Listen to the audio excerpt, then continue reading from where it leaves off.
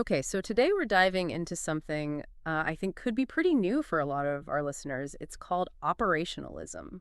Ooh, that sounds intriguing already. I love exploring new philosophical territory. Yeah, it gets to the heart of how we define and measure things, especially in science, and, how we can really be sure we know what we're talking about when we use these scientific terms. That's a fundamental question for any philosopher, really. How do our words connect to the world? How do we avoid just talking in circles? Exactly. And we're going to try to unpack all of this, but with your philosophical background specifically in mind. On all ears. So lucky for us, we've got this really fantastic entry in the Stanford Encyclopedia of Philosophy, the SC, on operationalism by Hasok Chang. Chang's work is always so insightful. He really gets into the nitty-gritty of how ideas develop and the criticisms and the lasting impacts. Totally. And the real star of this whole thing is a physicist named P.W. Bridgman. He actually won a Nobel Prize, so not just some random guy with an idea. A Nobel Prize winner. All right, I'm definitely paying attention now. What was his deal? So what's really cool is that his interest in this whole operationalism thing didn't come from some abstract theory. It was totally born out of his own struggles as a physicist. Also like a hands-on in the lab kind of thing? Yeah, exactly. He was doing this high pressure physics research, super cutting edge, but, pushing the limits of what the equipment could actually handle. Like literally his stuff was breaking down under the pressure. Wow. I can only imagine the frustration. I get annoyed when my pen runs out of ink. Can't imagine having your entire experimental setup go kaput. I know, right? But here's the thing. This very practical problem, like struggling with his equipment, got him thinking about deeper philosophical problems. Ah, so the breaking point of his tools became a breaking point in his thinking about science itself. You got it. He started wondering, how can we be sure about any scientific concept if we don't even know how to measure it reliably? That's a really profound question, actually. It's easy to take our measurement tools for granted, but they really are the foundation for so much of our scientific knowledge. And all this was happening at, a really crazy time in physics. Einstein's theory of relativity had just thrown everything upside down. Ah, yes, relativity. That definitely threw a wrench in a lot of classical physics concepts. And Bridgman saw Einstein's work as, this perfect example of what he was worried about. So he wasn't necessarily questioning Einstein's theory itself. No, not really. It was more like he was saying, look, if physicists had been even more careful about how they define their concepts, maybe, just maybe, some of the puzzles of relativity could have been foreseen or dealt with sooner. So instead of tackling Einstein head on, he was kind of pointing to a blind spot in how science, particularly physics, had been approaching definitions. Exactly. And the core of his argument, the thing that really shook things up, is in his 1927 book, The Logic of Modern Physics. He says, and get this, we mean by any concept nothing more than a set of operations. The concept is synonymous with the corresponding set of operations.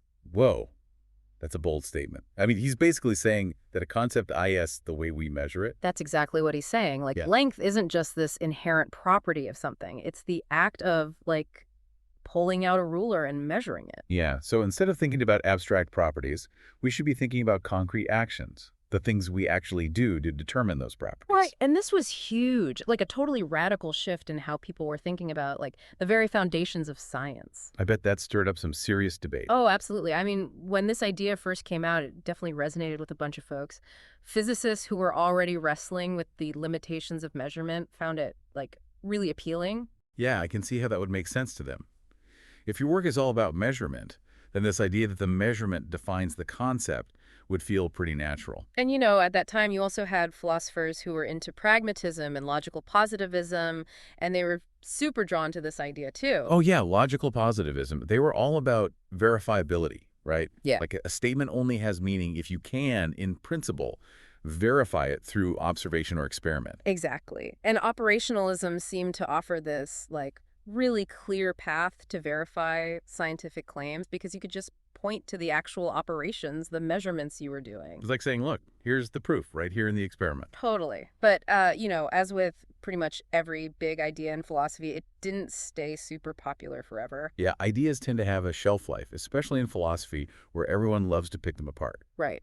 And the SEP entry actually points out that nowadays, operationalism, especially in its most strict, hardcore form, is mostly seen as outdated. Interesting. So it's not exactly the hot topic in philosophy of science circles anymore. Not really, but and here's the thing that I find really interesting. There are still some really valuable insights that we can like pull out of it, even if we don't buy into the whole package. Okay, so it's not just a historical curiosity. There's still something there for us to grapple with. Oh, absolutely. And that's what we're going to do in this deep dive. We're going to put on our philosopher hats, dig into the nuances, see what works, see what doesn't, and like explore what operationalism can still teach us about how we understand the world. I'm game. Let's get operational. Okay, so to kick things off, let's look at some of the ways Bridgman himself tried to like explain this whole thing because he didn't just throw out this abstract idea. He tried to give some concrete examples. Always helpful to ground abstract ideas in some real-world scenarios. Hmm. So what kind of stuff did he use to illustrate his point? Well, one of his big examples, like a classic test case for operationalism, was the concept of length. Length. Seems pretty straightforward. What could be complicated about length? Right. We all think we know what length is, but Bridgman comes in and says, hold on a second, not so fast. He's like, think about the actual steps, the operations you do to measure length. They change a lot depending on what you're measuring and, like, the context. Okay, yeah, that's true. If I'm measuring a table, I grab a ruler. But I can't exactly use a ruler to measure the distance to the moon. Exactly. Like, for everyday objects, ruler's fine, but for the moon, you're talking about, like, timing light signals, doing a bunch of calculations, totally different operations. So he's saying it's not just a matter of scale, but also a matter of the actual methods involved. Yes, and he had this great line, the space of astronomy is not a physical space of meter sticks, but is a space of light waves. That's poetic. And it highlights how the concept of space itself changes depending on the operations we use to explore it. And it gets even wilder, like for super huge distances, like measuring light years to galaxies, it's even more indirect. You're not just bouncing light back and forth, you're using these like complex theories and models. So the further we go, the more our operations become entwined with theory itself. Exactly. And that was Bridgman's point. He was saying, like, when you say a star is 100 light years away, that statement is, like, fundamentally different from saying a table is 100 centimeters long, even though they both use the word length. Whoa, okay. Now that's where it gets really philosophically juicy. So he's suggesting that maybe we have different concepts of length, even though we use the same word. Yeah, and this is where he gets maybe a little too extreme for some people. He literally said, if we have more than one set of operations, we have more than one concept. And strictly, there should be a separate name to correspond to each different set of operations. So we should be talking about like length by ruler and length by light travel as totally separate things. That was his initial, like, hardline position. But, being a physicist, he also realized that that would get pretty ridiculous in practice. Yeah, imagine having a different word for length for every single measurement tool ever invented. I know, right? So he kind of backpedaled a bit and said, look, if different operations give you like roughly the same numbers in situations where they overlap, then it's fine to use the same word for convenience. So if my ruler and my laser rangefinder both give me pretty much the same measurement for my desk, I can keep calling it length. Exactly. But, and here's the crucial point, he was adamant that this was just a practical shortcut, not because there's like some deep underlying single concept of length that's always the same. So the agreement in measurements doesn't necessarily mean we've captured the true essence of length. Right. He was really cautious about like language tricking us into thinking a concept is simpler or more unified than it actually is. Okay, I'm starting to see how this kind of thinking can be applied beyond just like measuring physical stuff. It's about how we use language to carve up the world and how those categories might not be as neat and tidy as we think. Absolutely. And he actually made an analogy to math. Like, you know how in math the number line goes on forever? You can always divide things into smaller and smaller pieces. Yeah, theoretically, there's no limit to how small a number can get. Right. But Bridgman was like, hey, just because math can do that doesn't mean the physical world actually works that way. Like maybe length doesn't meaningfully exist at infinitely small scales. So our math might be more precise than our actual ability to measure things in the real world. Yeah, and our concepts, they might get fuzzy or even lose all meaning if we try to apply them in situations where we have no way to define them operationally. So it's not just about how we measure, but also about the limits of what we can measure. Exactly. And like this was especially important for Bridgman when he was thinking about like the new physics of his day, like quantum mechanics and all that. Yeah, quantum mechanics definitely throws a wrench into our everyday intuitions about how the world works. Totally. And he was basically saying, look, if you can't clearly describe how you would measure something, like the length of an electron, then maybe that concept doesn't even make sense in that context. So he was applying this operational lens not just to specific physical things, but also to these very abstract theoretical concepts in physics. And it wasn't just length. He did the same kind of analysis for like time, space, force, energy, all the big ones, and even for like entire theories like relativity and quantum mechanics themselves. So he was going for the whole shebang. No sacred cows in the world of physics. Nope. And he even took on Einstein, which is like pretty gutsy. Oh.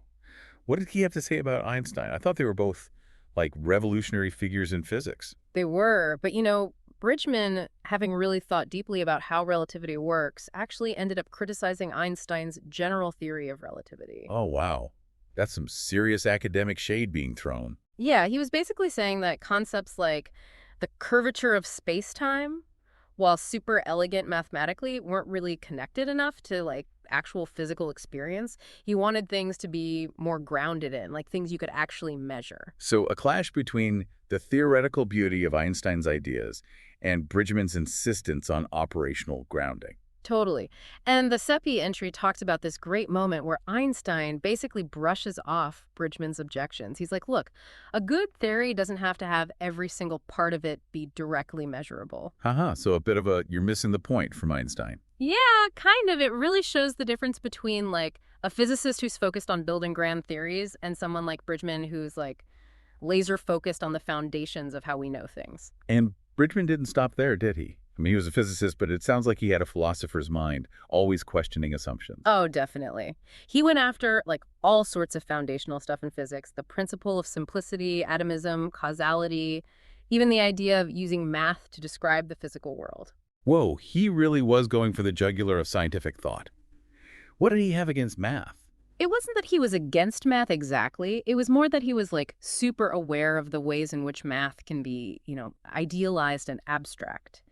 He pointed out that even something as basic as counting, when you apply it to like real objects, has a bit of uncertainty baked in. Because, Huh. like, in the real world, things aren't always perfectly distinct and countable. Exactly. Like try counting grains of sand on a beach. You're bound to make mistakes. Or like have some grains that are right on the edge of your counting area. Yeah, I can see his point. Our tools and methods always introduce some degree of fuzziness. And, despite all his questioning, Bridgman's ideas actually resonated with a lot of physicists at the time.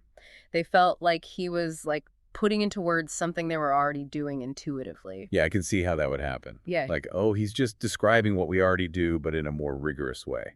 Yeah, but even among physicists, there were people who pushed back. They argued that like his strict operationalism was too simplistic, that it didn't really reflect how science, especially cutting-edge stuff like quantum theory, actually works. Because, like in quantum mechanics, the concepts are often tied to these super complex mathematical frameworks that don't have straightforward, measurable counterparts. Yeah, exactly. And, Bridgman being Bridgman, he didn't just limit himself to physics. He thought this operational thinking could be applied to like all sorts of fields, even social and philosophical questions. Oh, so he was a big picture thinker, not just stuck in his physics lab. Definitely. He thought that if you really applied this operational lens consistently, you'd realize that a lot of like seemingly profound questions are actually meaningless because you can't define the terms operationally. Like trying to measure the soul with a ruler. Haha. Yeah, something like that. He even said that like being a strict operationalist might make you universally unpopular because you'd be constantly asking people, what do you actually mean by that?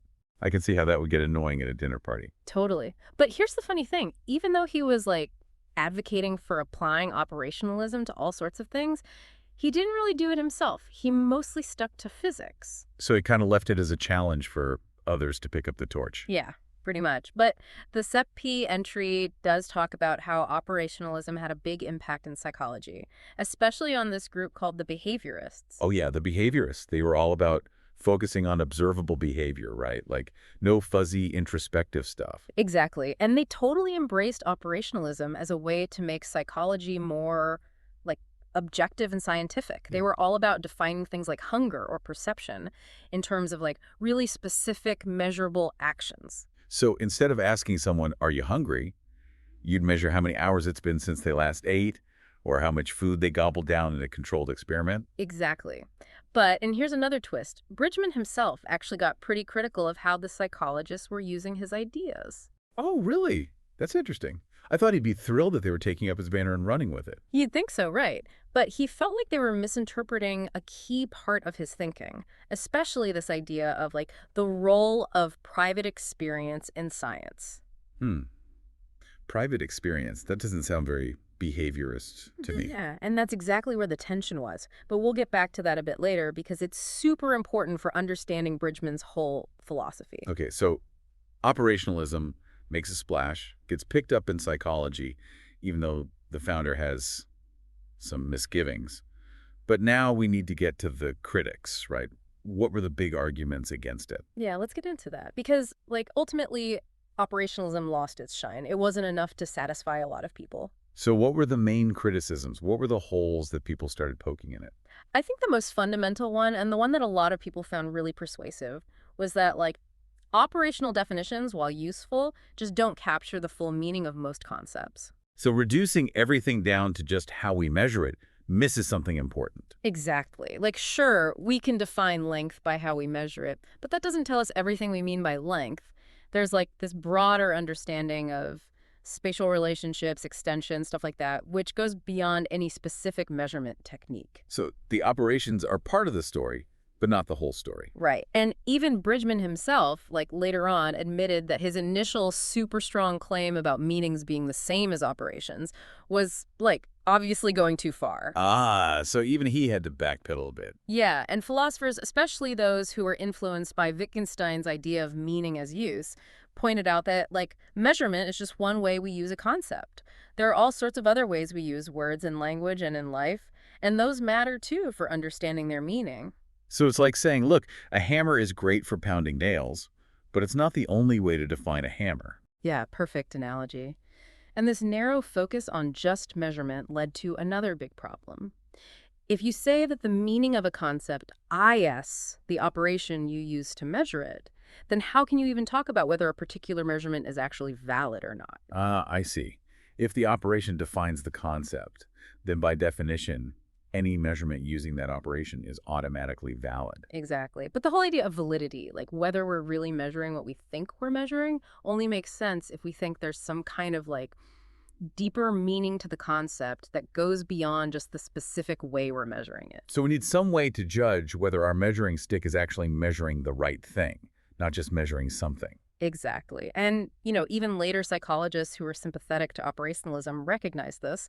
They developed this idea of construct validity, where a measurement is considered valid if it, like, matches up with other things we know about the concept, not just the specific measurement itself. So a kind of triangulation, checking our measurements against other theoretical ideas and observations. Yeah, exactly. And then there's another big critique, which is that, like, not all important scientific concepts can even be defined operationally, at least not easily. Yeah, I can see that.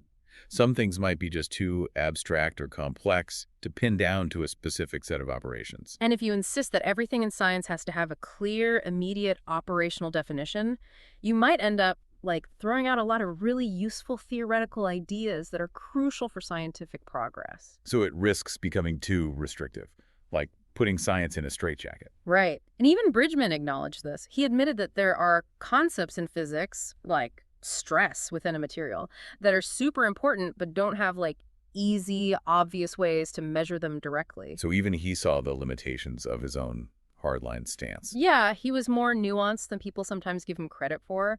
And this whole thing about what actually counts as an operation also became a big point of contention. Yeah, what exactly is an operation? It seems like that could get pretty slippery. Totally. Like, is it just physical stuff you do in a lab with instruments? Or can it be mental operations, like calculations or, thinking through a problem? I mean, a lot of scientific work involves mental operations, right? Yeah. Analyzing data, building models, coming up with hypotheses. And Bridgman himself realized this. He said that operations could be mental or even like paper and pencil operations, like doing math or analyzing data. Okay, so you broaden the scope, not just about physical manipulations anymore. Yeah, but that raised a whole other set of questions. Like, if operations can be mental, then what's so special about the physical instrumental ones? Why should those be considered more fundamental? Yeah, if it's all about clarity and precision, then a well-defined mental operation could, in theory, be just as good as a physical one. And Bridgman struggled to give a really satisfying answer to that. And critics pointed out that this ambiguity in what counts as an operation made it hard to actually apply operationalism in a consistent way. So it was a good idea in principle, but tricky to implement in practice. Yeah, kind of. And, later in life, Bridgman even admitted that he hadn't really figured out a good definition of operation or how to specify them clearly. So a bit of intellectual humility at the end. Yeah, definitely. And then there's this really fascinating and kind of strange part of Bridgman's whole thinking that a lot of people miss. Okay, I'm intrigued. What's the strange part? He was really insistent that operations are fundamentally private, like personal. Private. That seems odd. I thought the whole point of science was to be objective, to have results that anyone can replicate, regardless of who's doing the experiment. You'd think so, right? And, the logical positivists and the behaviorists who were initially super into operationalism were all about that public, objective side of science. They were all about getting rid of subjective bias, right? Making science as neutral and observer-independent as possible. Yeah, but Bridgman, for some reason, was like, nope, the real core of science is actually private and personal. He was super skeptical of just accepting someone else's report of an experiment. He thought you had to, do it yourself, experience it firsthand to really understand it. Wow, that's a radical take. So it's not just about having a clear set of instructions. It's about the subjective experience of carrying out those instructions. Exactly. And this put him at odds with a lot of his contemporaries. Some people even accused him of solipsism, which is the idea that, you can only be sure that your own mind exists. So a bit of a philosophical loner. Kind of. He was definitely marching to the beat of his own drummer. And this whole emphasis on the private nature of operations really highlights, a fundamental difference between Bridgman and a lot of other thinkers at the time. So despite the initial enthusiasm, operationalism ended up being a bit of a philosophical dead end. Too many problems, too many loose ends. Well, I wouldn't say it's totally useless. The SEP entry makes the case that, even if we don't buy into operationalism as, the be-all and end-all of meaning, it can still offer some really valuable insights. Okay, so it's not just a historical relic. There's still some juice left to squeeze out of it. Definitely, especially if we shift our focus from, abstract definitions to the actual practice of doing science. So instead of getting hung up on what a concept really means, we can look at how scientists actually use it in their work. Exactly. And if we think of operations as, the basic units of analysis for how science works, then Bridgman's ideas become really interesting. Like, operations are the verbs of science. They're about what scientists actually do, not just what they think or say. Yeah, I like that.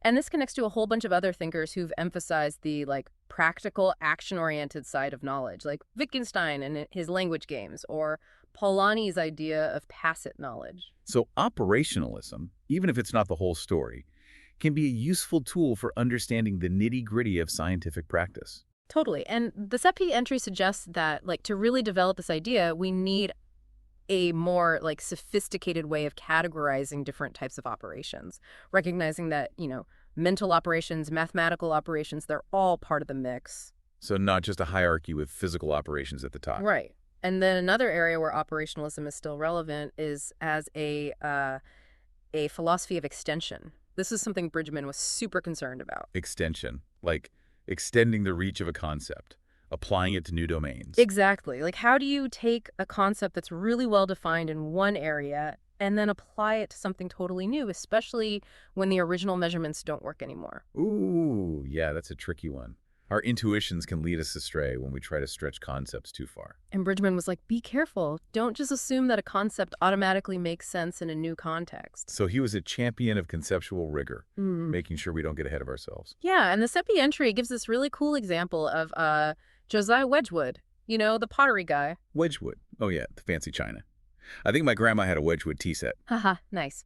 So Wedgwood needed to measure the temperature inside his kilns, but the thermometers back then couldn't handle the heat. So he invented this whole new temperature scale based on how much clay would shrink when you fired it. Clever. Yeah. A very practical solution to a very specific problem. And then, of course, he wanted to connect his new scale back to the existing Fahrenheit scale, which, highlights this very human desire to have, conceptual continuity, even when the underlying measurements are totally different. We want our different ways of measuring to, hang together in a coherent way. Exactly. And the SEP entry makes this interesting point that, like, even when we don't have a fully developed theory, we often rely on these, like, qualitative operational links. Qualitative. So not just about precise numbers, but more like general causal relationships. Yeah, like we have this gut feeling that, if clay shrinks more at higher temperatures, according to Wedgwood's scale, then it must also correspond to higher temperatures on the Fahrenheit scale, even if we don't have a precise formula to convert between them. So it's a kind of intuition about how different concepts hang together, even if we haven't fully worked out the details. Right. And Bridgman's whole operationalist thinking encourages us to be more explicit about those links, to like really examine them and see if they hold water. So it's not just about limiting science, but also about providing a framework for how to extend our knowledge into new territories in a responsible way. Exactly. And finally, the SAP entry talks about operationalism as a strategy for like making sure our scientific theories are really connected to the empirical world. So it's not just about defining terms, but also about ensuring that our theories are actually testable. Yes. Bridgman was really concerned with this. He wanted to make sure that our scientific understanding stayed grounded in like actual observations and experiments. He was worried about concepts getting too abstract and detached from the real world. So a safeguard against empty speculation, making sure our ideas have some bite, some connection to observable phenomena. Exactly. And he gives this example of the diameter of an electron. Now, you might think, okay, diameter, that's just a measurement, right? Yeah, it seems pretty straightforward. You measure across the widest part of the circle. But Bridgman's point was that, like, at the level of an electron, it's not clear what it even means to talk about a diameter in the same way we talk about the diameter of a ball. Like, do electrons even have a well-defined shape in that sense? Yeah, quantum mechanics blurs a lot of those classical distinctions. Totally. And he was worried that if we just like throw around terms like diameter without really thinking about how we would measure it in that context, then we might end up with theories that are less testable, less connected to the real world. So it's a call for conceptual clarity, making sure our terms are anchored in something we can actually observe or measure. Yeah. And this brings us back to Bridgman's view of theoretical concepts.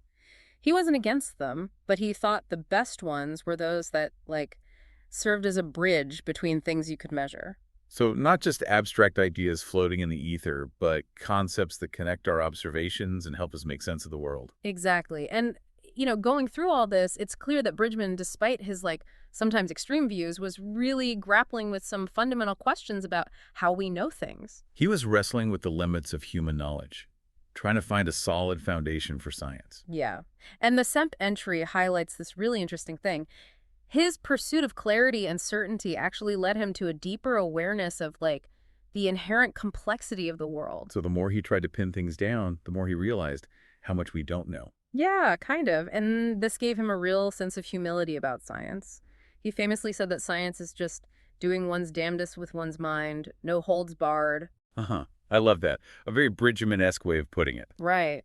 It reminds us that, like, even with the most rigorous methods, we're always going to bump up against the limits of what we can know for sure. So a good dose of philosophical skepticism to go along with our operational toolkit. Exactly. And, to bring this back to you, as a philosopher, I think there's a really interesting challenge here. A challenge.